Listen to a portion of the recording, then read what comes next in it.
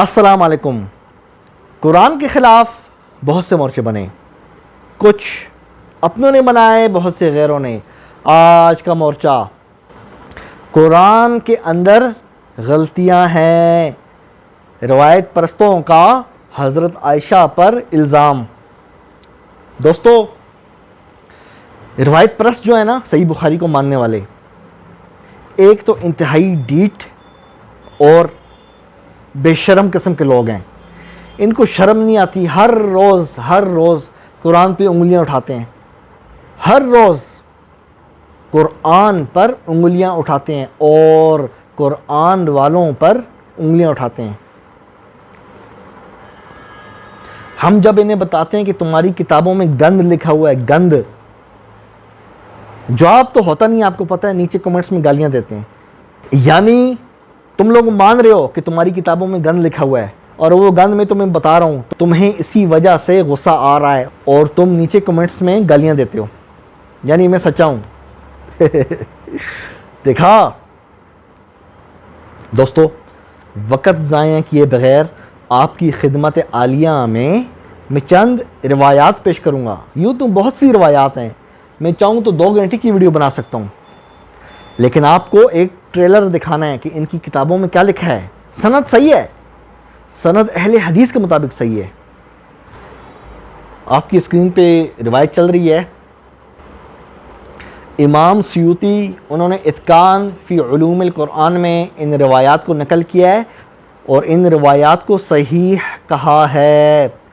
تاریخ مدینہ لابن شبہ النمیری یہ اس کی ہے۔ اسی طرح روح المعانی میں بھی یہ روایت ہے، اور علامہ آلوسی نے بھی ان کو صحیح مانا ہے۔ روایت کیا ہے؟ سوال، روایت یہ ہے دوستو، ابو عبیدہ بیان کرتے ہیں،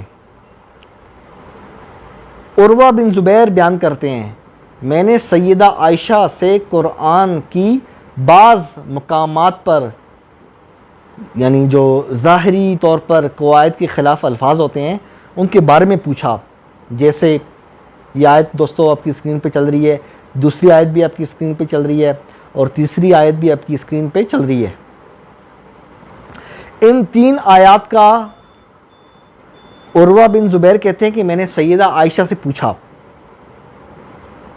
تو انہوں نے فرمایا، اے میرے بانجے، یہ کتابت کرنے والے کاتبوں، یعنی جنہوں نے وحی لکھی ہے، نقل نویسوں کا کام ہے، انہوں نے لکھنے میں غلطی کی۔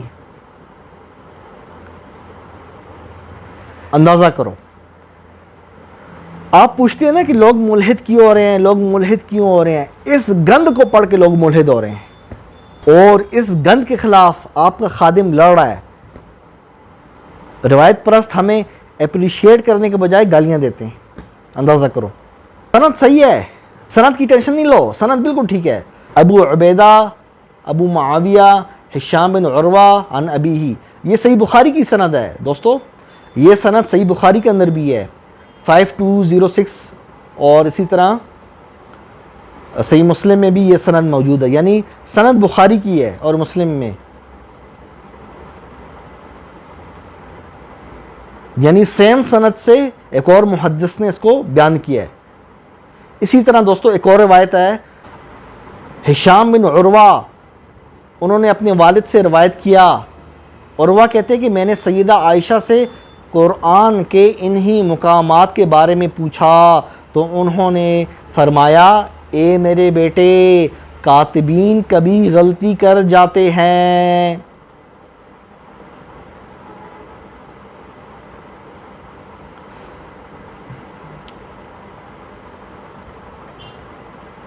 ہاں جی روایت پرستو، یہ تمہاری کتابوں میں کیا لکھا ہوا ہے؟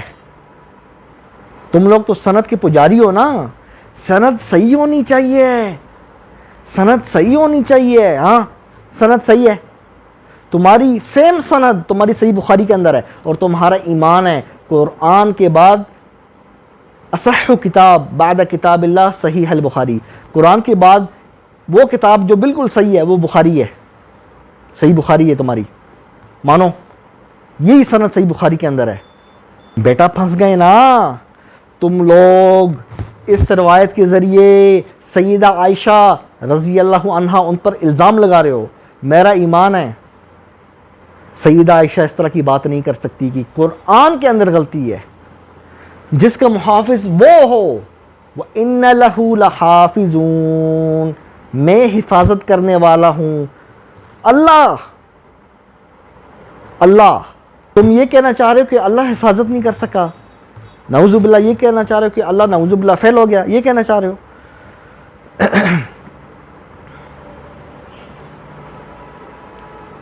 ان اللہ علی کل شیء قدیر، ہر چیز پہ قادر ہے. حفاظت سمیت اس نے کہہ دیا میں حفاظت کروں گا، دیٹس اٹ، بات ختم. ہمیں اس پہ بھروسہ ہے. اور تم لوگ روایات کے سند کے پجاری ہو، تم لوگوں کو شرم نہیں آتی؟ سیدہ عائشہ پہ تم لوگ جھوٹا الزام لگاتے ہو کہ انہوں نے فرمایا کہ یہ جو 3 آیتیں ہیں ان کے اندر غلطیاں ہیں. جو کاتب ہے جنہوں نے سیدہ عائشہ کے زمانے کی بات ہو رہی ہے نا، تو کاتب کون ہوا؟ یعنی صحابہ ہوئے. یعنی یہ بات تم کہنا چاہ رہے ہو کہ صحابہ نے قرآن لکھتے ہوئے غلطیاں کی؟ نعوذ باللہ من ذالک. اور اللہ نے رسول اللہ کو بتایا بھی نہیں، آگاہ بھی نہیں کیا ان غلطیوں سے، یہ کہنا چاہ رہے ہو؟ شیم آن یو، تمہارے عقیدے پہ شرم آنی چاہیے. اتنا گندا اور گھٹیا عقیدہ تمہارا. کیا تعویل کرو گے؟ نہیں، کیا تعویل کرو گے ان روایات کی؟ سند صحیح ہے، سند چھوڑ دو. تمہارے محدثین بڑے جو ہیں، جو تمہارے جن کو تم اپنا دادا بولتے ہو، آلوسی ہو گیا، سیوطی ہو گیا، سب نے بولا ہے صحیح علی شرط شیخین. روایت صحیح ہے، صحیح علی شرط شیخین بولا ہے. کس نے؟ تمہارے سیوطی نے، تمہارے آلوسی نے. تم کون سے کھیت کی مولی ہو جو نہ مانو؟ دوستو ان کی کتابوں میں اتنا گند ہے نا، میں آپ کو ہر دوسرے دن بتاتا ہوں. میں کسی دن پوری 1 گھنٹے کی ویڈیو بناؤں گا، 1 گھنٹے کی. آپ کا دماغ چکرا جائے گا. اتنا گند لکھا ہوا ہے، اتنا گند. قرآن کے الفاظ چینج ہیں، ان کی کتابوں میں لکھا ہے. نعوذ باللہ من ذالک. کبھی کسی آیت میں کوئی لفظ زیادہ ہے، کسی آیت میں لفظ کم ہے، کسی آیت میں 2 لفظ زیادہ ہیں، کسی آیت میں 2 لفظ کم ہیں. ان کی کتابوں میں لکھا ہے. دنیا بھر کا کفر لکھا ہوا ہے. افسوس راویوں پہ ایمان لانے والو، تم اس کی بات پہ ایمان نہیں لائے. اس نے جب کہہ دیا وَإِنَّ لَهُ لَحَافِظُونَ، میں نے قرآن نازل کیا ہے تو میں اس کی حفاظت کروں گا. دوسری جگہ پہ کیا فرمایا؟ لا يأتيه الباطل من بین یدیہ ولا من خلفہ، نہ اس کے آگے نہ اس کے پیچھے. مراد مفہوم یہ کہ کسی بھی طرف سے اس کے اندر باطل نہیں آ سکتا، نہ کمی نہ پیشی، نہ ذاتی نہ کمی نہ کوئی تحریف. تمہیں اللہ کی بات پہ یقین نہیں آ رہا ظالموں؟